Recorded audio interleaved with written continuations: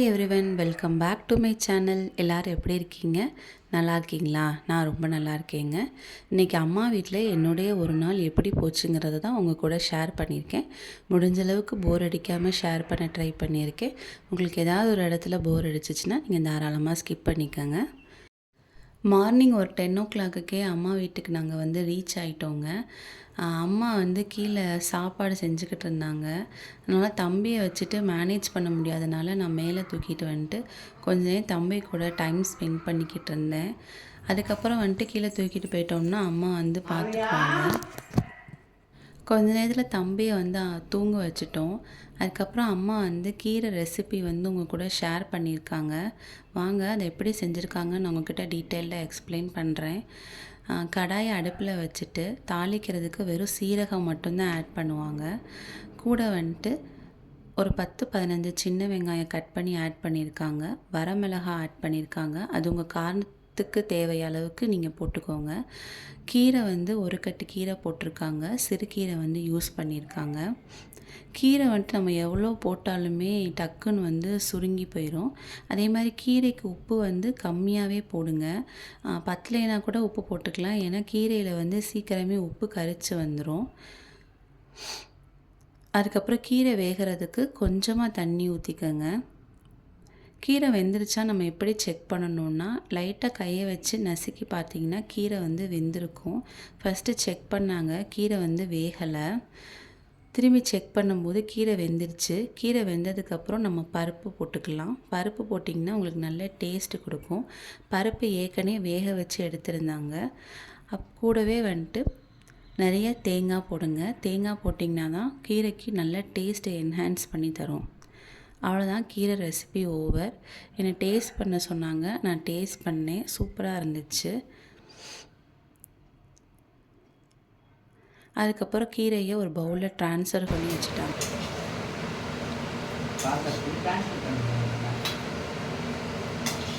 எனக்கு ரொம்ப டயர்டாக இருந்துச்சுங்க.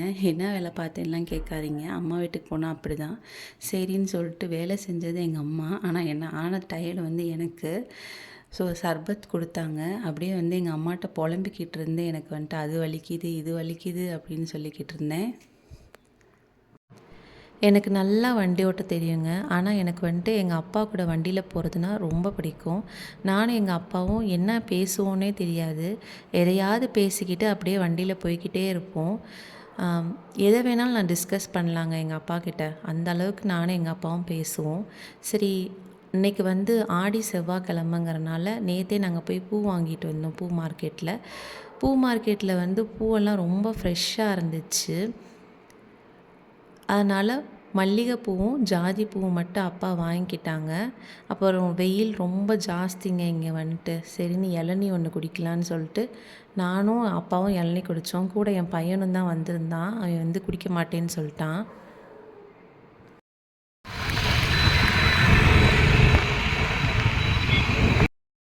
நானும் அந்த இடத்துல கிராஸ் பண்ணுறதுக்கே அரை மணி நேரம் யோசிப்பேப்பா.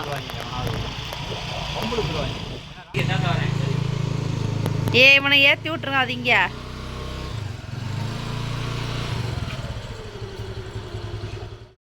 நாங்கள் வீட்டுக்கு வரும்போதே அம்மா சாப்பாடெலாம் ரெடியாக செஞ்சு வச்சுருந்தாங்க.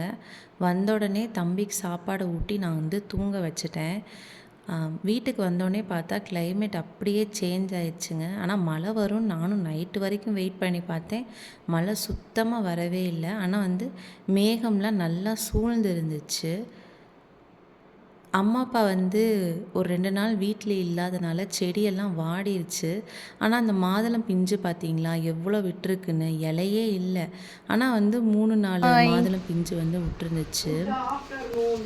Good afternoon.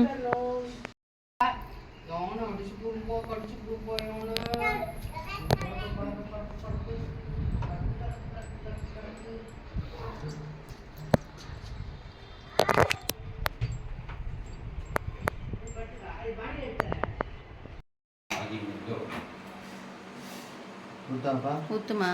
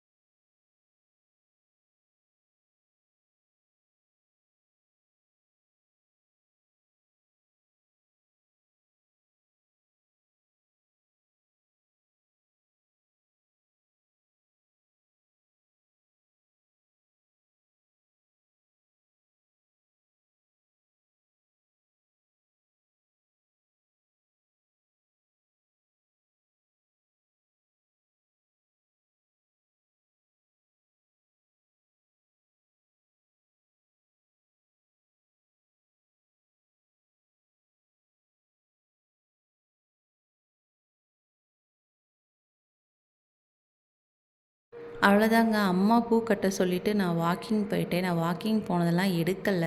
வெளில வந்துட்டு நெறையா பேர் நடந்துக்கிட்டு இருந்தாங்க. கொஞ்சம் ப்ரைவசி ப்ராப்ளம் இருக்கும் அப்படிங்கிறனால நான் எடுக்கல. அடுத்து டின்னர் ப்ரிப்பரேஷன் வந்து ஸ்டார்ட் பண்ணியாச்சு.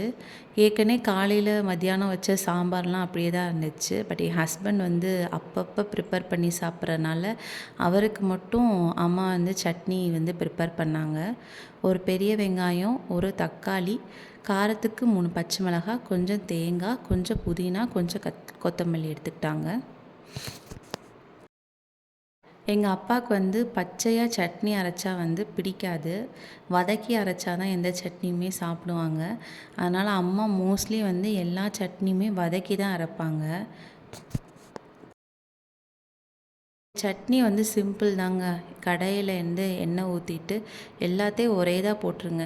வெங்காயம், தக்காளி, பச்சை மிளகாய், புதினா, கொத்தமல்லி, தேங்காய், உப்பு தேவையான அளவு போட்டு வதக்கி எடுத்துக்கிட்டிங்கன்னா ஒரு 2 செகண்ட் பச்சை வாசனை போகிற வரைக்கும் வதக்குனா போதும். இந்த சட்னி செய்ய வந்துட்டு அதிகபட்சம் அந்த வெங்காயம், தக்காளி கட் பண்ணுற டைமிங் தான்.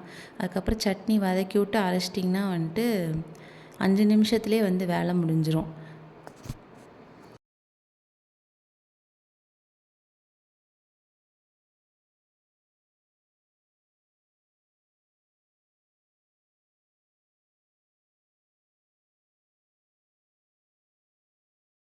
அதுக்கப்புறம் சட்னி நல்லா வதக்குனது நல்லா ஆறுனதுக்கப்புறம் அதை ஒரு மிக்ஸி ஜாருக்கு மாற்றி நல்லா ஒரு பல்ஸ் மோட்டில் கொடுத்து 1 2மா அரைச்சி எடுத்துக்கோங்க. வலுவலுன்னு அரைக்காதீங்க. சட்னி எப்போவுமே இந்த மாதிரி வதக்கி தேங்காய் சேர்த்து அரைக்கிறீங்கன்னா வலுவலுன்னு அரைச்சிங்கன்னா அந்த சட்னிக்கான டேஸ்ட்டே இருக்காது. கொஞ்சம் கொரப்பாக லைட்டாக அந்த மாதிரி இருந்துச்சுன்னா தான் நல்லாயிருக்கும்.